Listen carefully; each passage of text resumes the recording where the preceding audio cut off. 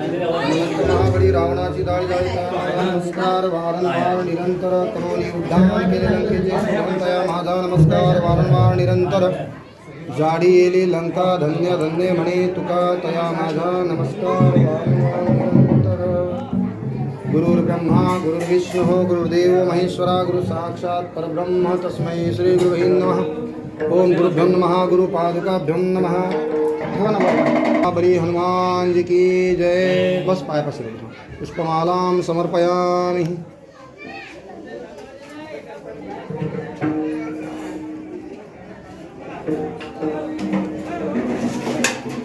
विश्वे देवासर्य मादन्तान्नो प्रतिष्ठो मूलाय नमः। आवाहयामि स्थापयामि ध्यायामि पूजयामि सकल पूजा जगन्नाथ समर्पयामि। कुंडलीकवरदा हरिविठ्ठल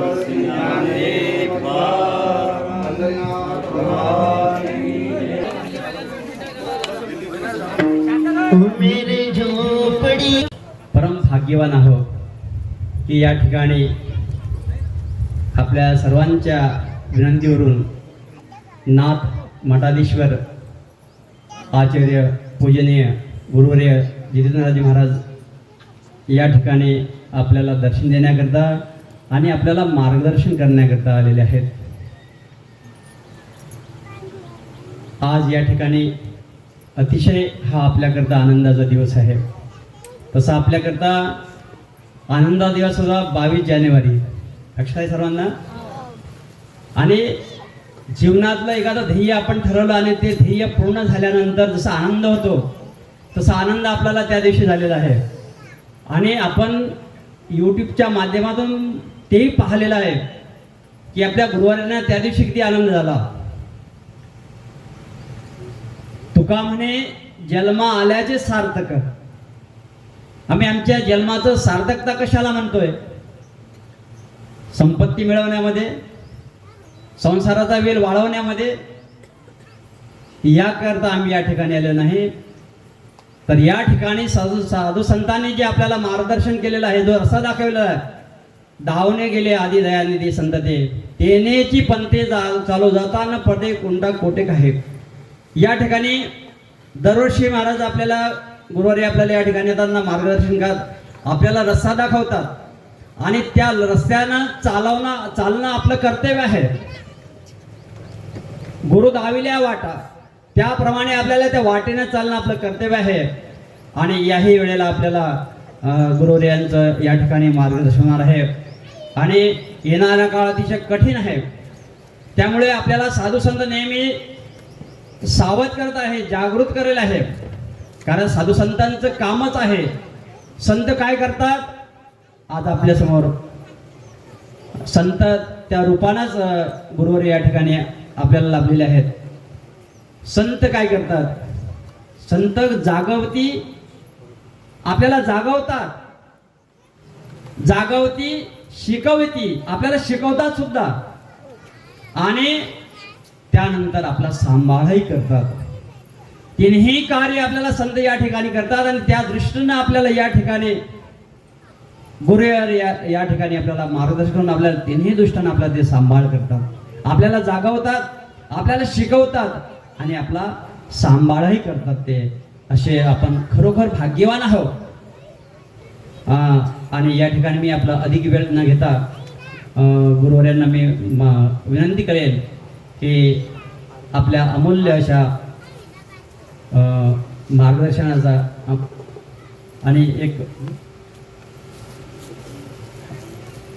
आणि सर्वप्रथम मी सर्वांच्या तर्फे, नंतर पूजन वगैरे हार आपण करू, पण सर्वांच्या वतीनं मी गुरुवर्यांना या ठिकाणी त्यांचं स्वागत करतो. त्यांना पुष्पहार सांगतो.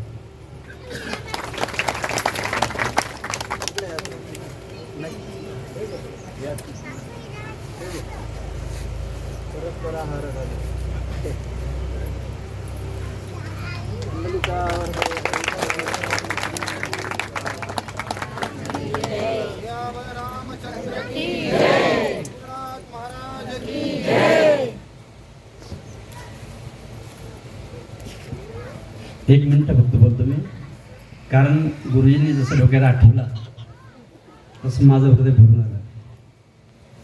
कारण आपलं ज्याच्यावर प्रेम आहे, खरं म्हणजे मी या ठिकाणी परत एकदा उल्लेख करतो त्या घटनेचा, की आज मी या ठिकाणी जे उभा आहे, मला जे धाड दिलं, हनुमंतराच्या दरबारासमोर, हनुमंतरासमोर तर आहे, साक्षात हनुमंत आहेतच, पण त्या रूपानं, गुरुवर्याच्या रूपानं आपल्याला या ठिकाणी आचार्य जे या ठिकाणी महाराज आहेत, आणि त्यांच्याच कृपेनं, त्यांच्या हिमतीनं आणि त्यांच्या मार्गदर्शनाच मी आज या ठिकाणी उभा आहे. आणि असंच जर आपण सर्वांनी त्यांनी दिलेलं जे मार्गदर्शन आहे, त्यांनी दिलेला जो रस्ता आहे, त्यांच्यावर आपली श्रद्धा आहे, त्यांच्यावर आपण प्रेम करतो आहे,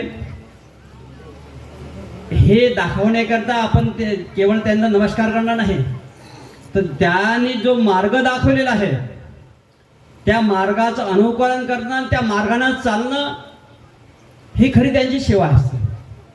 म्हणून या ठिकाणी आपल्याला गुरुवर्य मार्गदर्शन करतील असे त्यांना म्हणते. पुंडलिक वरदा हरी विठ्ठल श्री ज्ञानदेव तुकाराम माऊली ज्ञानेश्वर महाराज की जय. जगद्गुरु तुकाराम महाराज की जय. शांती ब्रह्म एकनाथ महाराज, परब्रह्म महारुद्र भगवान श्री देवनाथ महाराज की जय. सद्गुरु मनोहरनाथ महाराज की जय. श्री संत रूपलाल महाराज की जय. सब संतन की जय. बाल गोपाल की जय. नमः पार्वती पते हर हर महादेव. यंदा तू खाली बसून जा, मला दिसतच नाही. मांडी मस्त. अयोध्येला भगवान रामचंद्राची स्थापना झाली. 500 वर्षाचं आपलं स्वप्न साकार झालं. त्यानिमित्त रामनाम संकीर्तन करूया.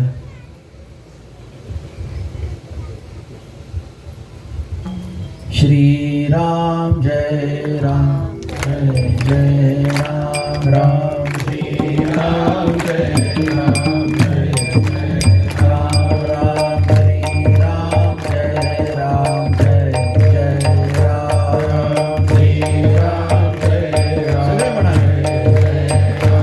राम श्री राम जय राम जय जय राम राम श्री राम जय राम जय जय राम राम श्री राम जय राम जय जय राम राम श्री राम जय राम जय जय राम श्री राम जय राम जय जय राम जय हो राम जय राम जय जय राम श्री राम जय राम जय जय राम राम श्री राम जय राम जय जय राम श्री राम जय राम जय जय राम राम श्री राम जय राम जय जय राम राम श्री राम जय राम जय जय राम राम श्री राम जय राम जय जय राम श्री राम जय राम जय जय राम राम श्री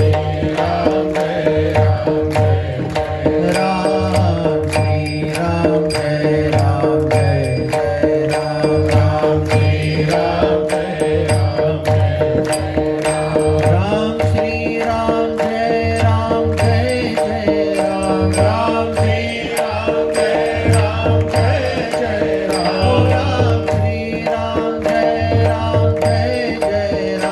राम श्री राम जय राम जय जय राम राम श्री राम जय राम जय जय राम श्री राम जय राम जय जय राम राम श्री राम जय राम जय जय राम श्री राम जय राम जय जय राम श्री राम जय राम जय जय राम श्री राम जय राम जय जय राम श्री राम जय राम जय जय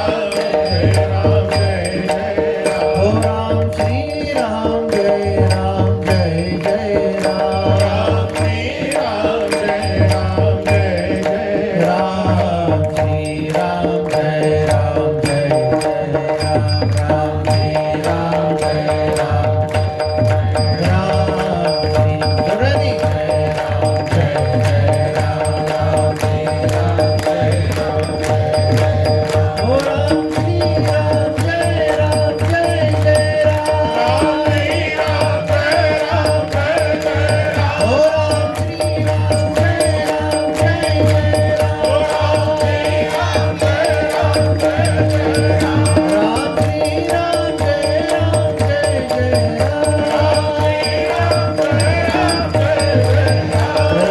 राम जय जय राम श्री राम जय राम जय जय राम श्री राम जय राम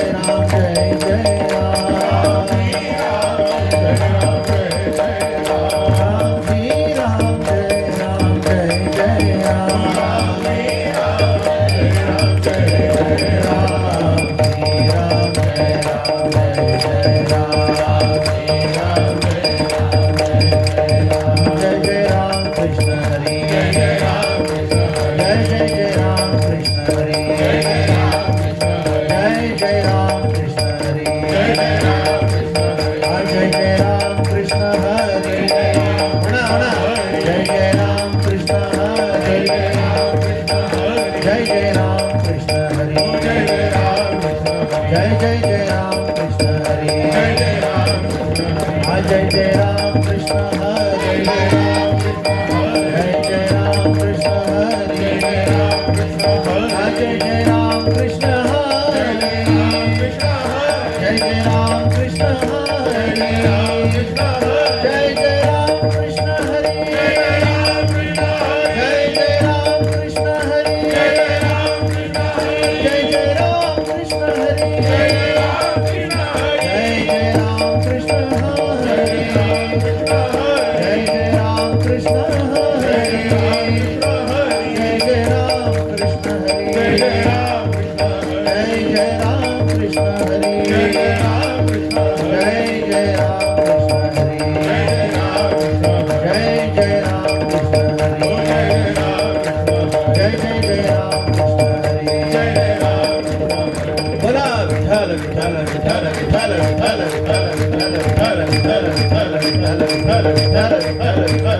पुंडलिक वरदा हरी विठ्ठल श्री ज्ञानदेव तुकाराम माऊली ज्ञानेश्वर महाराज की जय जगद्गुरु तुकाराम महाराज की शांती ब्रह्म एकनाथ महाराज भगवान सद्गुरु श्री देवनाथ महाराज मनोहरनाथ महाराज मुक्तानाथ महाराज नमः पार्वती पते हर हर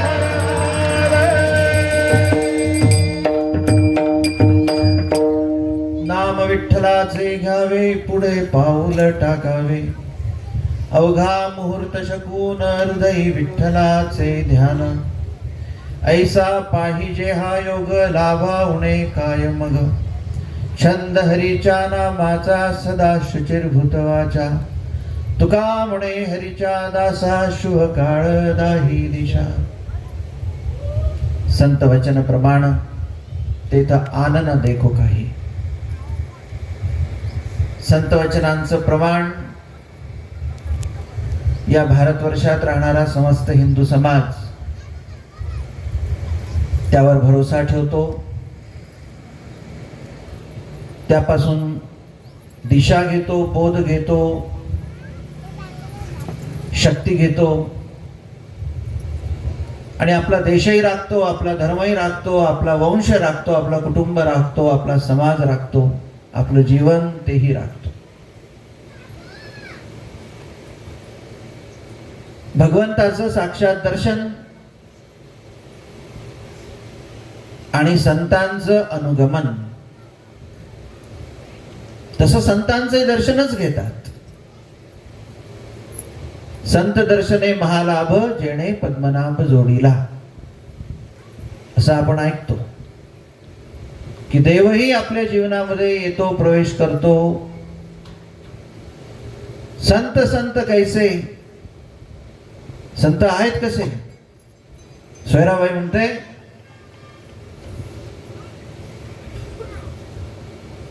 रावळ महाद्वार जैसे म्हणजे महाद्वारातून गेल्याशिवाय पंढरीनाथाचं दर्शन होत नाही तसं संतांच्या आशीर्वादातून गेल्याशिवाय भगवंताची भेटी नाही त्यामुळे संत दर्शनाचा हेतू भगवत दर्शन हाच आहे पण संत आहेत कोण तर आमचे संत एकनाथ महाराज शांती ब्रह्म सांगतात की भगवंताला विचारलं की तुमच्या अवतार समाप्तीनंतर आम्ही पाहायचो कोणाकडे तर ते म्हणतात भगवान श्रीहरी त्यांच्या मुखातून वचन निघतं की मी तो निर्गुणत्वे ब्रह्मपूर्ण मी निर्गुण निराकार असा ब्रह्मस्वरूप आहे परंतु मला पाहायचं असेल तर साधू चालते बोलते ब्रह्म जाण जी संत मंडळी आहेत जी साधू मंडळी आहेत त्यांच्या पावलांनी देवच चालतो त्यांच्या मुखाने देवच बोलतो त्यांच्या सान्निध्याने देवच आपल्या सान्निध्यात येतो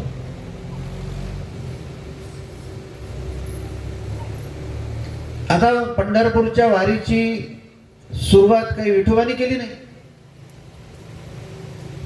अयोध्येला जाण्याचं वातावरण काही भगवान रामाने निर्माण केलं नाही तर संतांना प्रेरणा झाली ही वारी केली पाहिजे अयोध्येला गेलो पाहिजे वृंदावनात गेलो पाहिजे बद्री केदारनाथला गेलो पाहिजे जगद्गुरु आद्य शंकराचार्य चारही पण भारताच्या कोपऱ्यामध्ये बद्रीनाथला द्वारकेला जगन्नाथपुरीला रामेश्वरला बद्रीनाथाला स्वतः गेले त्याच्या मागे समाज गेला समूह गेले भक्त मंडळी गेले आणि जो अनुभव संतांनी भगवंताच्या सान्निध्यात अनुभूती म्हणून साक्षात्कार म्हणून घेतला त्याचाच अनुभव त्यांनी भक्तांना सज्जनांना सात्विकांना करून दिला म्हणून भगवंताचं दर्शन भगवंताचं सान्निध्य त्याचा आनंद त्याची अनुभूती तिथे काय होते ते जेव्हा संत सांगतात की तिथे असं होते, तिथे तसं होते. तुका म्हणे माझे हेची सर्व सुख पाहिन श्रीमुख आवडीने. माझ्या जीवनातल्या सर्व सुखाचा आगर, सगळं सुखाचा सकल सुखनिधी हा विठ्ठल आहे. हे जेव्हा संतांनी अनुभवलं तेव्हा ते सांगतात की जारे जारे विठोबा पहारे. तुम्ही जारे जारे विठोबा पहारे. सुखाच्या लालसेत माणूस कुठे कुठे भटकत नाही. चांगलं खायला भेटलं पाहिजे, चांगलं घालायला भेटलं पाहिजे, चांगलं सुख सगळे असले पाहिजे, सुख समाधानी, याच्यासाठी तर सगळ्या जीवनाची तडफड सुरू आहे.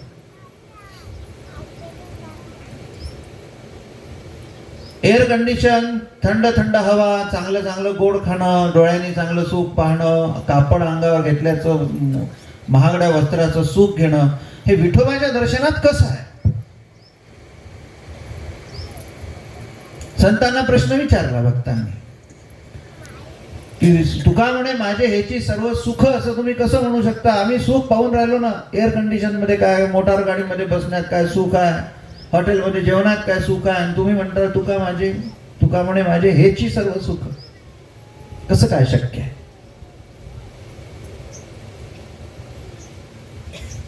त्यावेळेला त्यांना उत्तर असं मिळते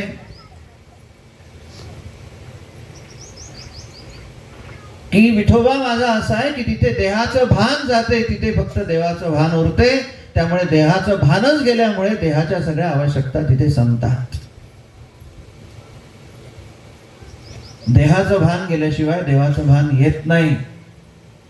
देहाचं भानच गेलं तर तंबाखू खाशील कुठून? देहाचं भानच गेलं तर तोंडाची चव त्याच्या मागे लागशील कसा? देहाचं भानच गेलं, अहो देहभान गेल्याशिवाय कोणतीच गोष्ट साकार होत नाही जी जीवनात सर्वात श्रेष्ठ आहे. मला सांगा, पाकिस्तानशी उद्या युद्ध झालं, सीमेवर लढणारा सैनिक त्याला देहाचं भान असेल तोवर तो गोळीला भिल, मरणाला भिल की मरणाला भिणार नाही. जोपर्यंत देहभान जात नाही, गोळी लागली तर लागली, माझ्या भारताचं संरक्षण मी करीन, माझ्या प्रजेचं संरक्षण मी करीन, माझं वाटेल ते हो, हा संकल्प तेव्हाच येतो ज्या वेळेला देहाचं भान संपते आणि देशाचं भान राहते. बरोबर आहे की नाही? पांडुरंग हरी.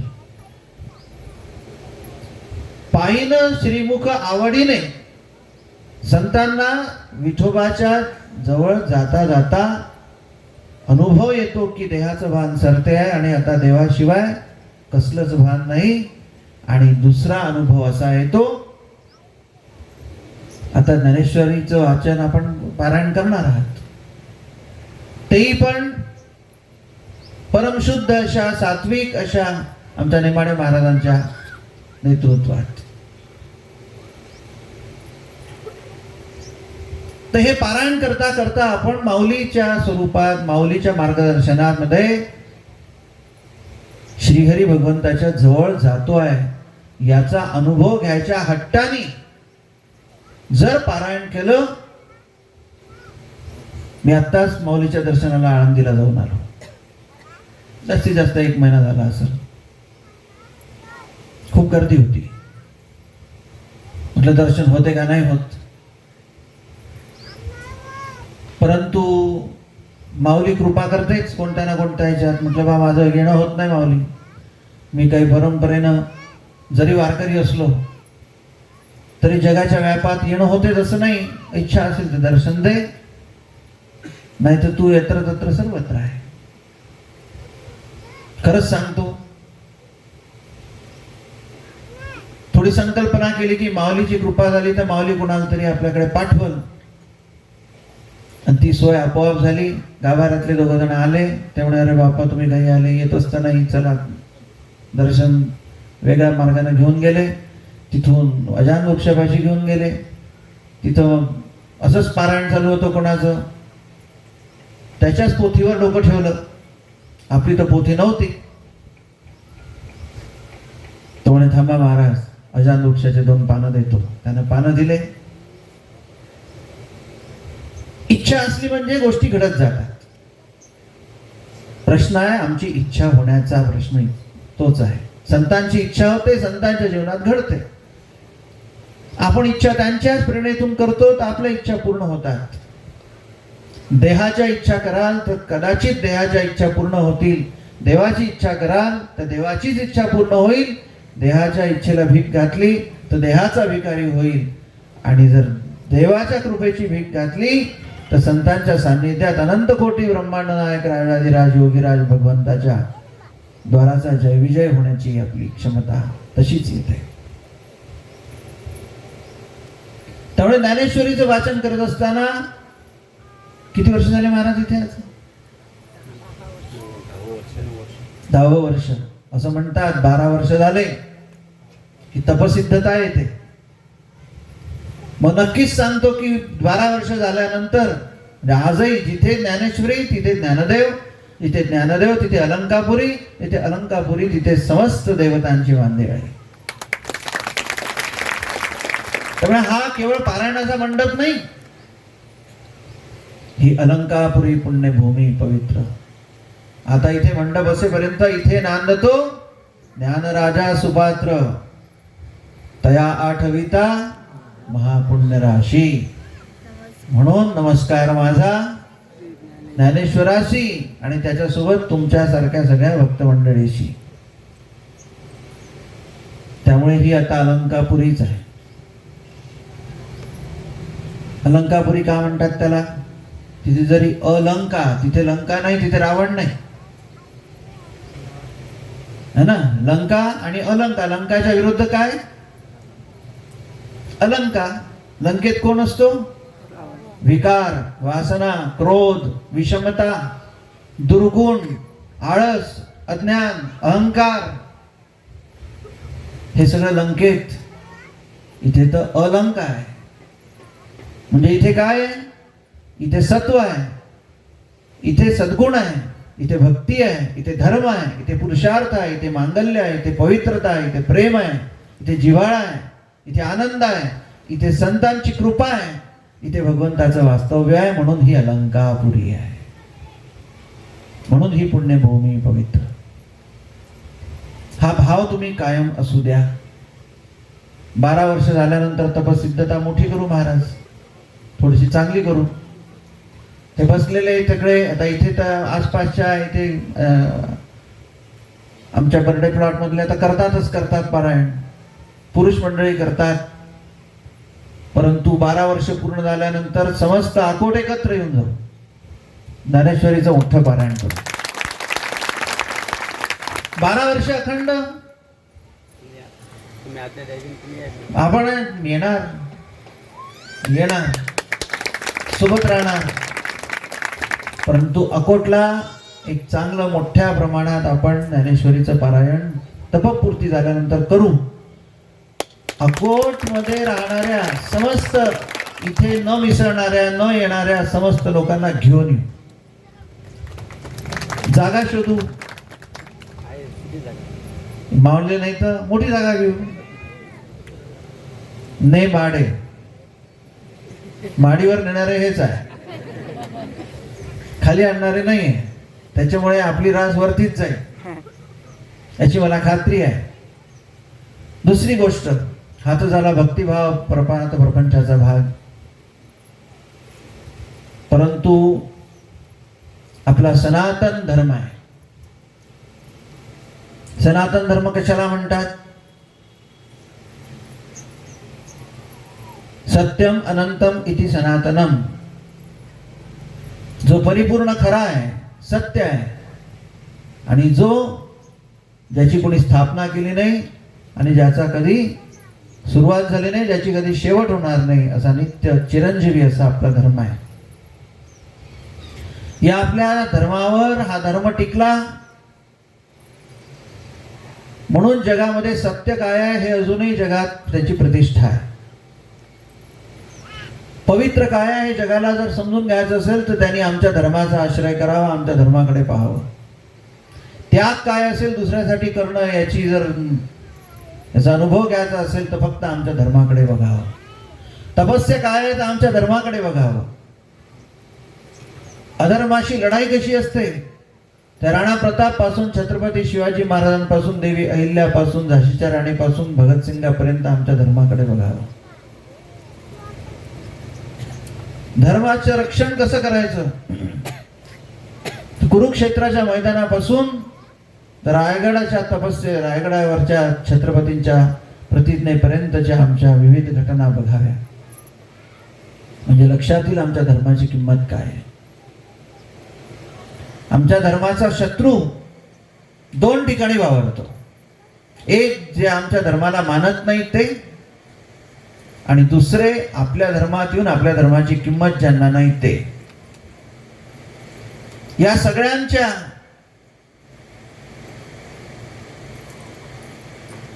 अवस्था पाहून आपल्या धर्माचं रक्षण करणे आपलं कर्तव्य ठरते. आणि हे सहज शक्य होते धार्मिक उत्सवाच्या माध्यमातून, सत्संगाच्या माध्यमातून. आज जर आपण एवढे सगळे मंडळी इथे, ठीक आहे एवढेच आहे, एखाद्याच्या लग्नात जेवासाठी जर एकत्र आलो असतो तर तिथे एकजूट होत नाही.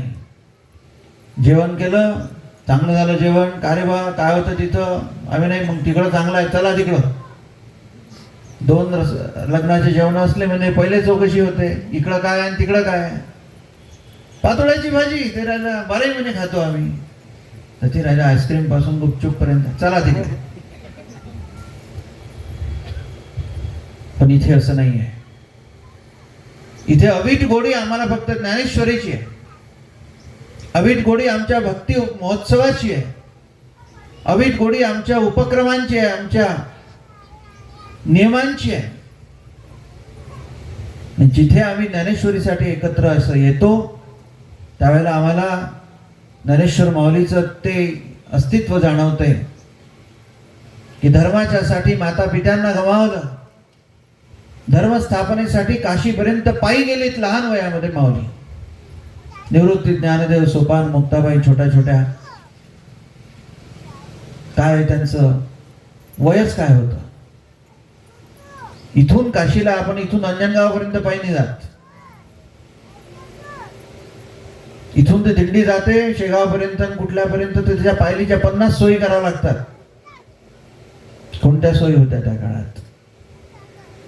आपल्या धर्माच्या रक्षणासाठी, आपल्या धर्माचं प्रबोधन करायसाठी तिथपर्यंत माऊली जाते. आणि पंढरीचा समस्त लाखोच्या संख्येत जाणारा वारकरी त्या दिंडीची सुरुवात माऊलीच्या माध्यमातून आहे. अशा परिपाटींची स्थापना होते. कशासाठी होते? एकत्र या. कशासाठी? धर्मरक्षणासाठी, देश रक्षणासाठी, समाजाचं सत्व राखण्यासाठी. त्यामुळे आपल्या धर्मातून पैदा झाले पाहिजे तर छत्रपती सारखे वीरच पैदा झाले पाहिजे. महिला मुली निर्माण झाल्या पाहिजे तर देवी अहिल्यासारख्याच झाल्या पाहिजेत.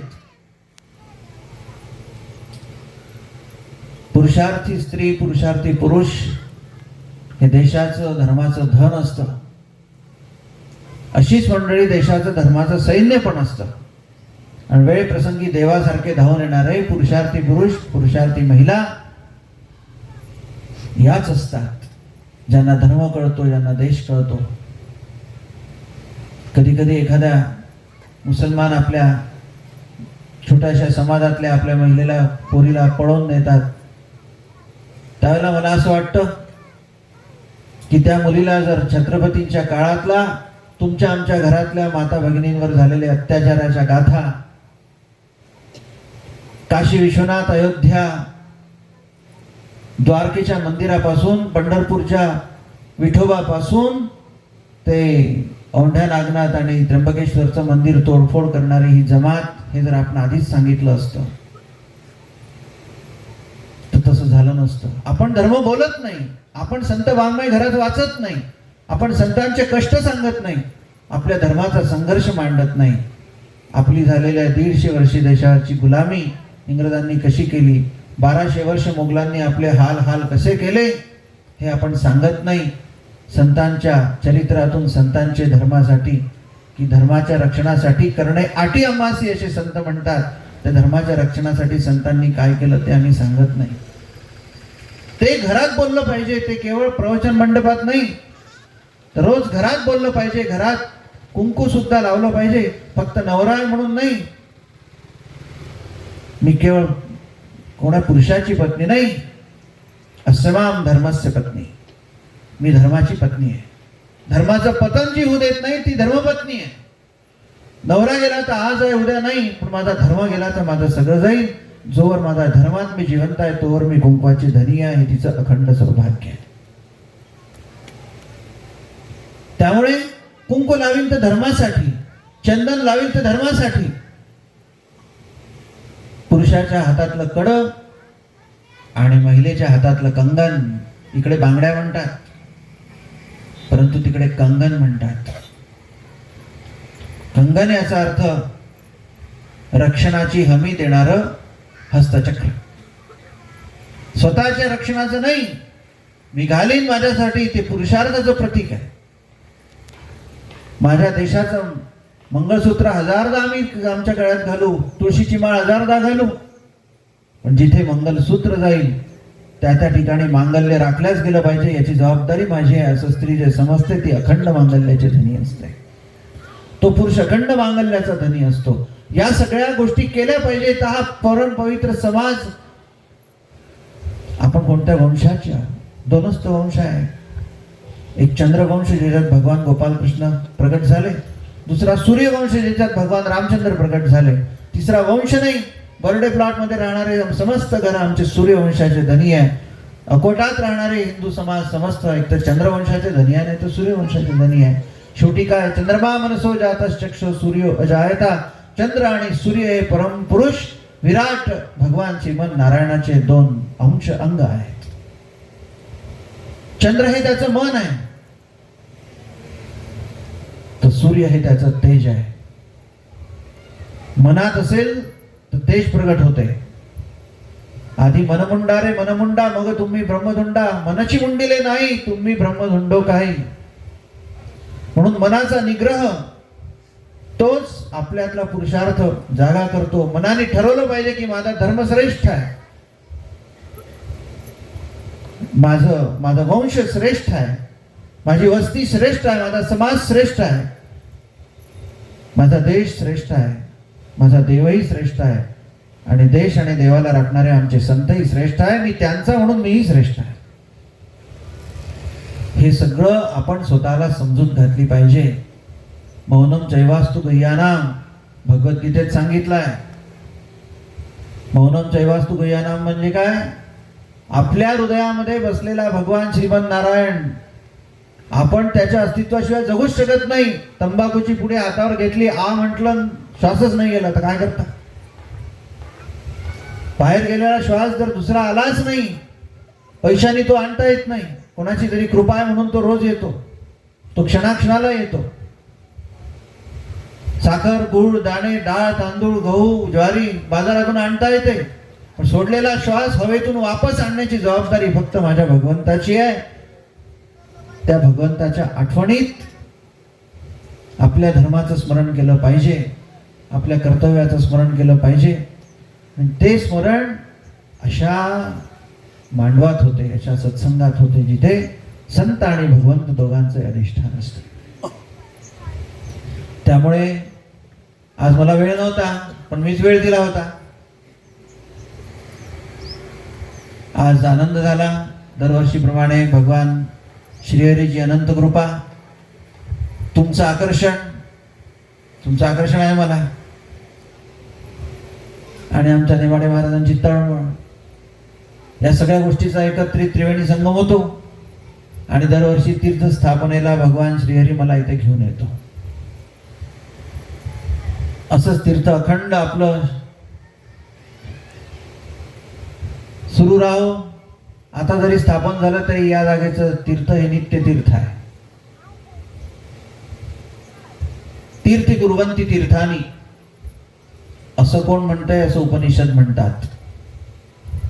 ज्या ठिकाणी संतांची सहज कृपा होते त्या जमिनीचं भाग्य, त्या मोहल्ल्याचं भाग्य, त्या परिसराचं भाग्य की तिथे कोण्या ना कोण्या कारणाने तीर्थाचा कलश बसतोच.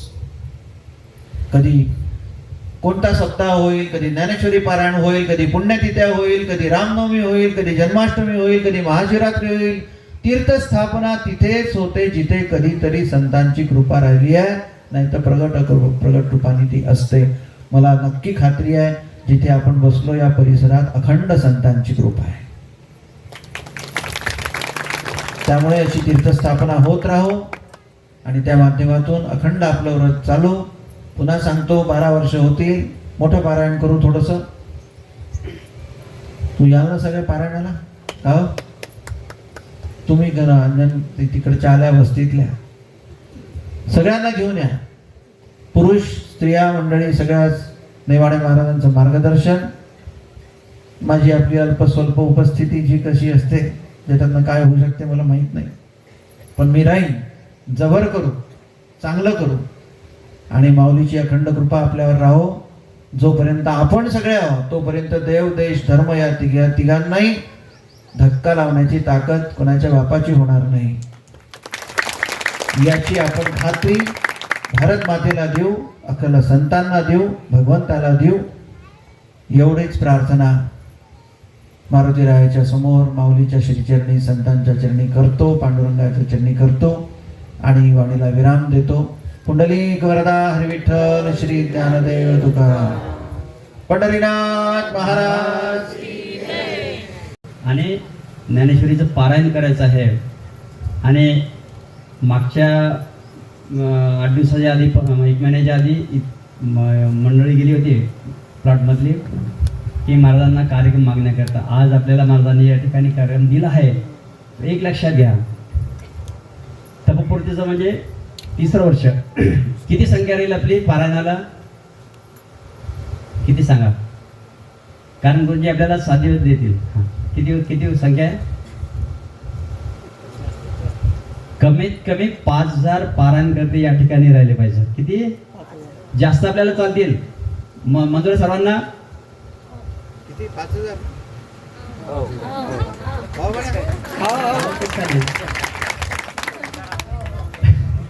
कमीत कमी 5000 म्हणजे इथले आपले 5000 तरी झाले पाहिजेत. म्हणजे याच्यापेक्षा मोठा, कारण गुरुजी सांगितलं की आपल्याला ठीक आहे करायचा प्रार्थना सर्वांना हा. आणि असाच आशीर्वाद गुरुजीने आपला द्यावा आणि आपण तो कार्यक्रम आपण या ठिकाणी साजरा करू. आणि खरं म्हणजे अतिशय व्यस्त वेळामध्ये गुरुजी आपल्याला या ठिकाणी दरवर्षी वेळ देतात. खरोखर आपल्यावर त्यांचं प्रेम आहे, आपली त्यांच्यावर श्रद्धा आहे आणि ते येतात आणि आपलं या ठिकाणी वेळ देतात आणि आपल्याला मार्गदर्शन करतात. खरोखर कारण आई वडिलांच्या ऋणातून जसं मुक्त होता येत नाही, तसं संतांच्याही ऋणातून मुक्त होत नाही. अशीच कृपा आमच्यावर असू द्या, हेच मी श्रीगुरूंच्या चरणी प्रार्थना करतो.